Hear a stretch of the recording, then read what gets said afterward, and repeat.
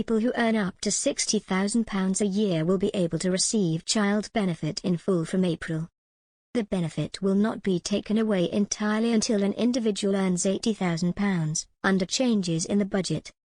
The changes are set to help 170,000 families with children under the age of 16, or under 20 if they are in some forms of education or training. But the system has been criticized for being unfair to households with one high-earning parent. Under child benefit, parents receive £24 a week for one child and £15.90 for each additional child. Those amounts are due to rise to £25.60 and £16.95 a week in April. Under the current system, if one partner earns more than £50,000, child benefit starts being gradually withdrawn, such that if they earn £60,000, they do not receive any child benefit at all. This means two parents earning £49,000 a year each would receive child benefit in full, but a household with one working parent or a single-income household earning more than £50,000 would see the benefit cut. This threshold figure had not changed since 2013, despite childcare costs and the cost of living soaring over the last few years. However, the Chancellor has now raised a lower threshold, and said that the top of the taper at which the benefit is withdrawn completely will go up to £80,000. The government estimates that, in total, almost 500,000 families with children will save an average of £1,260 next year because of the higher taper and threshold. In his speech on Wednesday, the Chancellor described the benefit as a lifeline that helped parents with many additional costs. But he acknowledged that the existing system could be confusing and unfair because of how single parents are affected.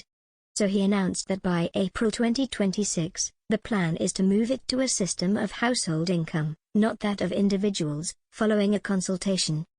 However, Mr. Hunt cautioned that this would not be a quick fix. Dad of two David Stewart, from Whitburn in Scotland, welcomed the changes announced to child benefit.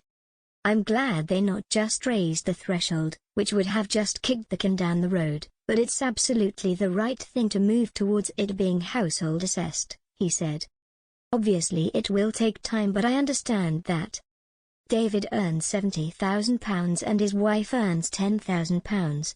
He said the changes announced in the budget mean we could claim again and then potentially keep up to 50% of the benefit for the next couple of years, which seems positive, referring to the fact households like his will need to opt in again to receive the payments. "But the main thing is it's fairer," he said. For those considering opting into child benefit payments again like David, you can fill in an online form or contact the Child Benefit Office. If you are not sure whether or not you are liable to pay the tax charge, you can use the government's child benefit tax calculator to see how much you might have to pay. According to the Office for Budget Responsibility, the government's independent finances watchdog, the changes announced will result in an increase in average hours worked among those already in jobs equivalent to about 10,000 more people entering the workforce full-time. Dr. Marianne Stevenson, director at the Women's Budget Group, said that she appreciated the increased threshold as a first step. The change will be a relief to many parents, especially lone mothers, who are currently losing out on what should be a universal benefit for children, she said. But she pointed out that the organization was very concerned about a potential move to a household-based test for child benefit. Independent taxation and benefits are a key principle of women's economic independence, she said. Responding to the Chancellor's budget speech, Labour leader Sir Keir Starmer said the cost of childcare was still a huge challenge for millions.